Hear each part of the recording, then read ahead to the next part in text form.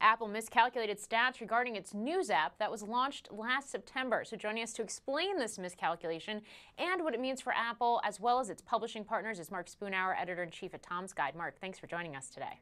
Thank you. So how did Apple get the stats wrong? I mean, as of now, the company, do we know what the right numbers are? No, they don't. And it's actually surprising to hear Eddie Q, who's the head of this program, say we don't know what the accurate number is. I mean, the good news is that they underestimated the number of users.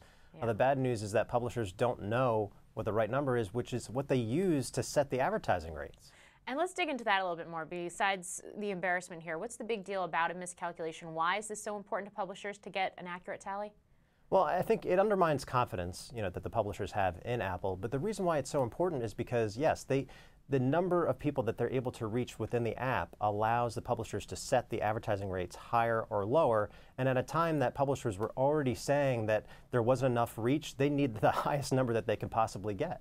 Yeah, and after the correct numbers are released, how do you think things are going to change for Apple and its partners where this app is concerned?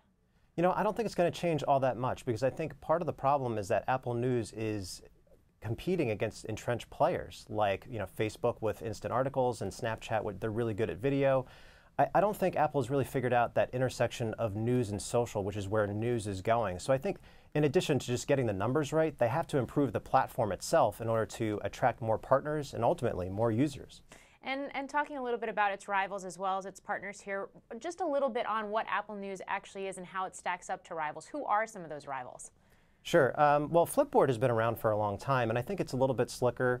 I like their interface more. I think part of the problem with the Apple News is that it's clean in terms of how the ads are presented and the articles are very easy to read. But it's just a little boring. And I think if you want people to share your news articles, they have to do a better job of integrating not only more ways to share with other social networks, but also more video. I think Snapchat in particular does a much better job with that. But there's nothing that really feels next generation about Apple News. Yeah, it will certainly be interesting to see how all of this evolves, numbers, content, user experience, etc. Mark Spoonhour, thanks for joining us. Thank you for watching. I'm Morgan Brennan. Have a great day. Hey YouTube fans, I'm Landon Downey from CNBC. Thanks so much for checking out our channel. Here you'll find videos packed with all the info that you need to be smarter about your finances.